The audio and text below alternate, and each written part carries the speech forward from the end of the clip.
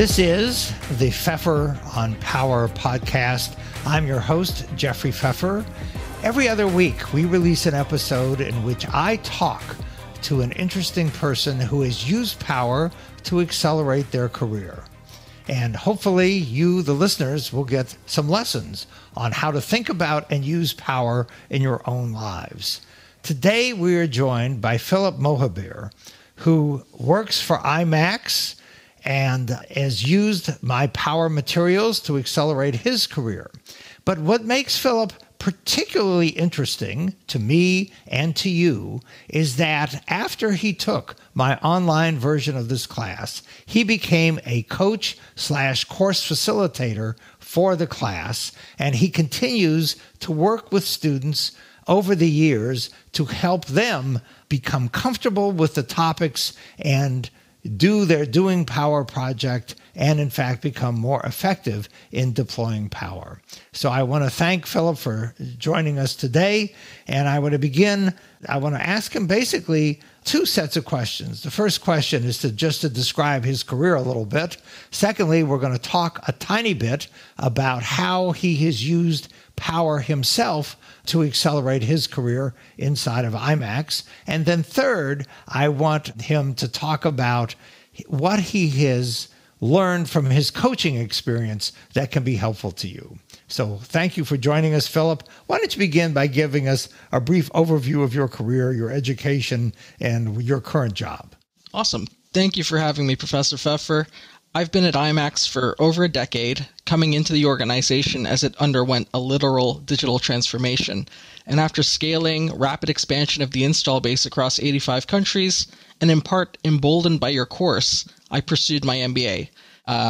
That facilitated an opportunity to move me from operations and into investor relations during these past 2 years, essentially working for the office of the CEO. Beyond that, I co-founded the startup Vivo Surgery, which I've taken from an idea to now generating revenue with a waitlist of 900 medical students, all without taking a dollar of outside investment. Wow. And could you tell us a little about what that startup does? What we do is we live stream surgeries to medical students, and we provide a virtual classroom where students get early exposure to what it's like being in the operating room, and they can have real-time conversations with the surgeon while getting that surgeon's point of view. Wow, that sounds fantastic and very, very interesting.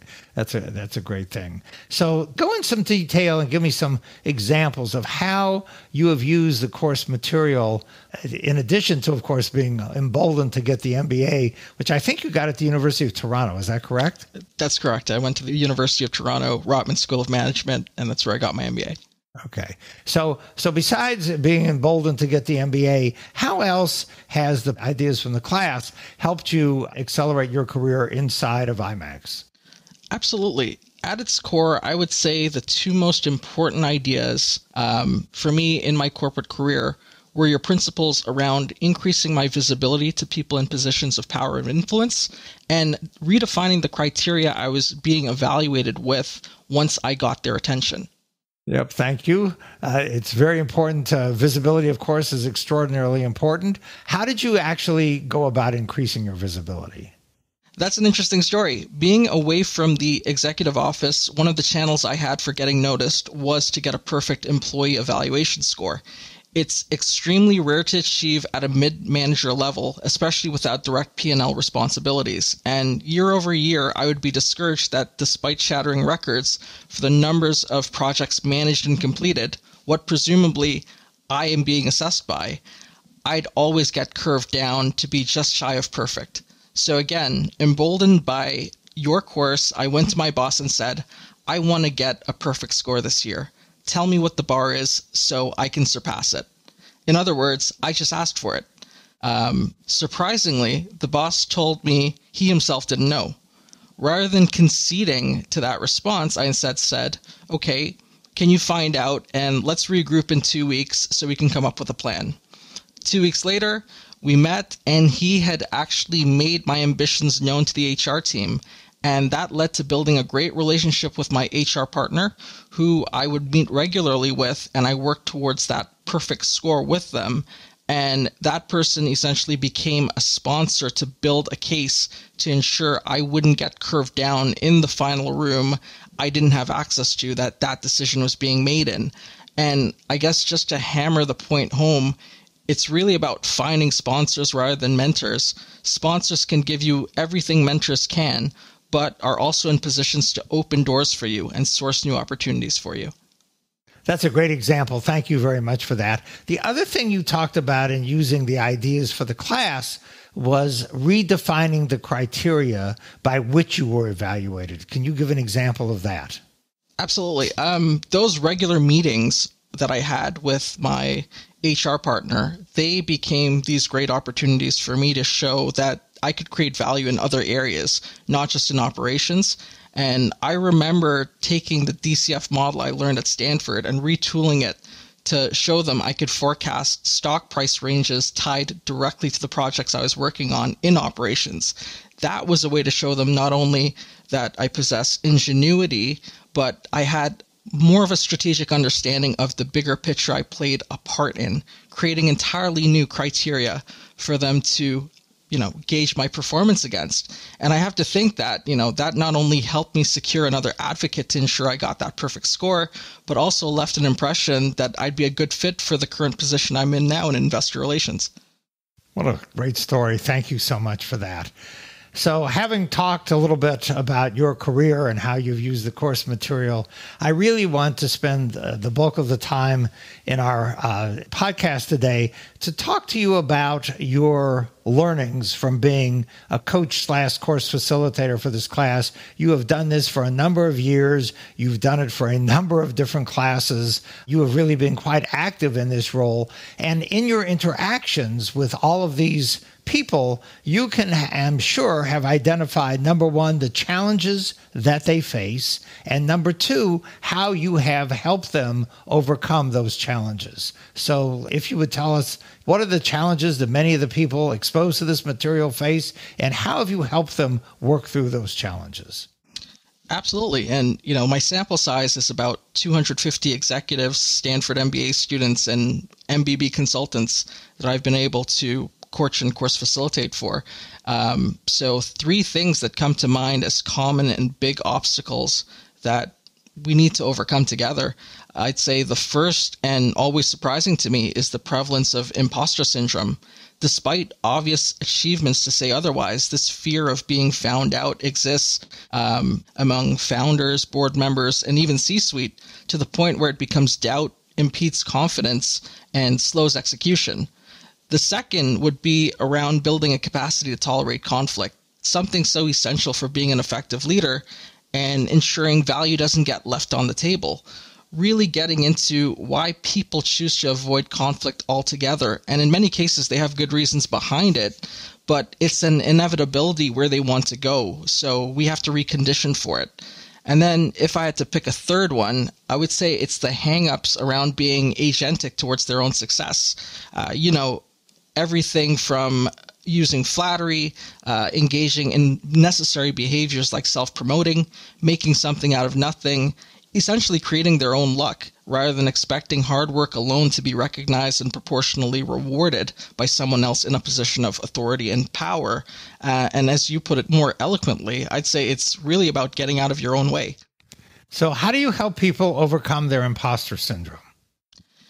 It's interesting because you've highlighted that one of the 7 traits powerful people possess is self-knowledge.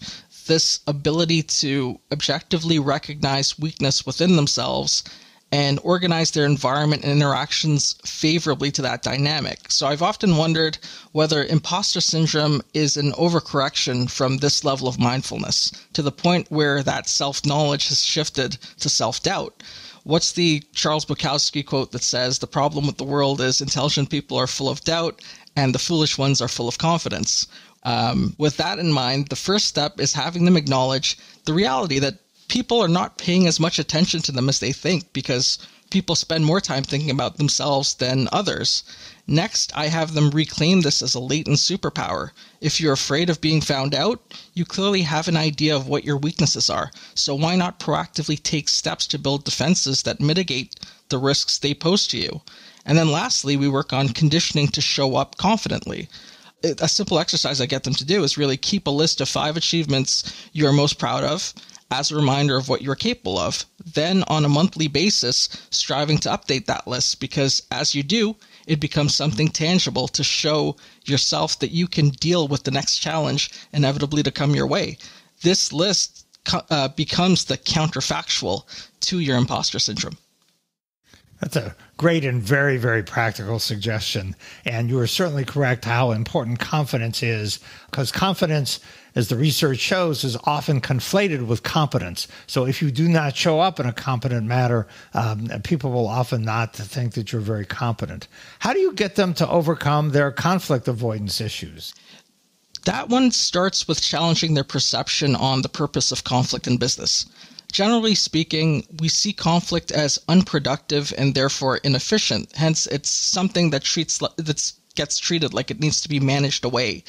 Instead, I view conflict as the starting point for better value creation and value capture. Let me unpack that a little bit.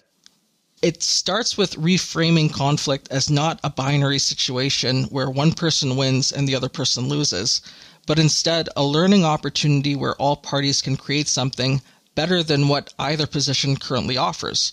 3 things that work well here are: first, to approach criticism with curiosity, so you understand where the divergence lies.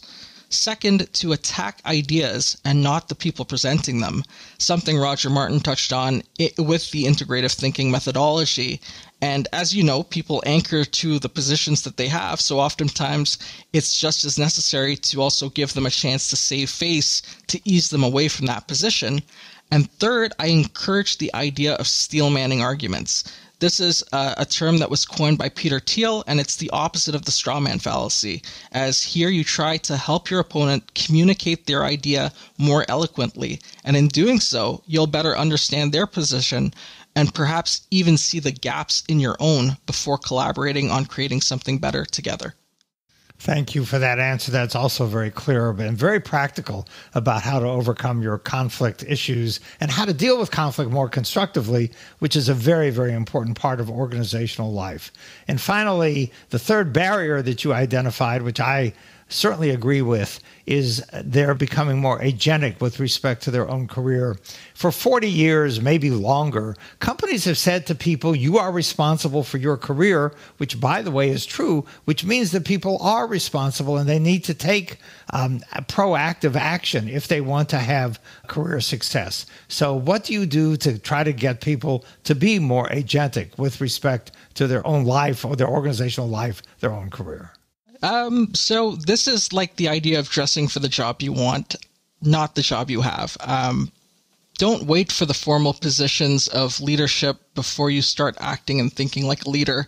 Make your own luck. You really have to go out there and find the opportunities for yourself. I'd say the single most important tactic I learned from you was learning how to make something out of nothing. Having this sensitivity to see opportunities in everything and acting on them rather than waiting for permission. I'll give you an example. As part of the Stanford LEAD program, I got access to the Views from the Top speaker series that they would live stream on YouTube. Rather than just watching that alone, I used this as an opportunity to invite 5 senior leaders to watch that with me live, then debrief on how the lessons learned from that leader speaking would be reconciled with their views on what traits good leaders should have. This not only extended my visibility to more senior leaders, but also set the stage to show I could engage with them at that same altitude of thinking about leading large organizations. And of course, it helps legitimize credibility that I'm doing this with the backdrop of a trusted and credible brand like Stanford. Again, here I wasn't just sticking to doing the things that were in my job description. That's a great example of leveraging your association with Stanford and bringing people together and using that as an opportunity to both build your brand and leverage off the Stanford brand, but also interact with them in ways that demonstrated your competence. That is really an excellent example. Is there anything else that you have learned from your coaching experience that you want to add in terms of lessons learned or obstacles overcome? Absolutely. I think one of the more simpler tactics that people need to get more comfortable with to just get better results is being comfortable with self-promotion. A lot of people look at it as it's dirty. It's something that they don't want to do. They don't want to stand out, and they feel they're going to be judged by their peers poorly for it. But when I engage with executives about the topic of whether they should self-promote, I start by challenging their perceptions around the purpose of self-promotion. I tell them, we all have skills that, if met with the right opportunities, incredible things could happen, especially new value being created from that. But unless the world knows you possess those skills, it becomes this linear approach where you have to be the one sourcing all those opportunities for yourself and applying for it. If, on the other hand, you're self-promoting who you are, what your personal brand is all about, those unique skill sets, your expertise, the accomplishments you have under your belt, what you've done is just exponentially increased your reach, because everyone that hears what you're all about, it's going in the back of their mind that they should be sensitive to opportunities that you would be a good fit for.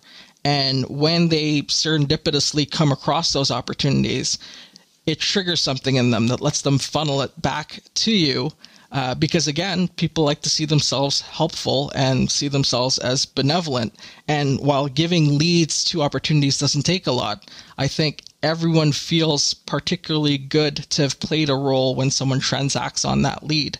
So when you think about it in that way, guided by this principle or this pursuit of value creation, self-promotion is actually a good thing for ensuring impact happens sooner.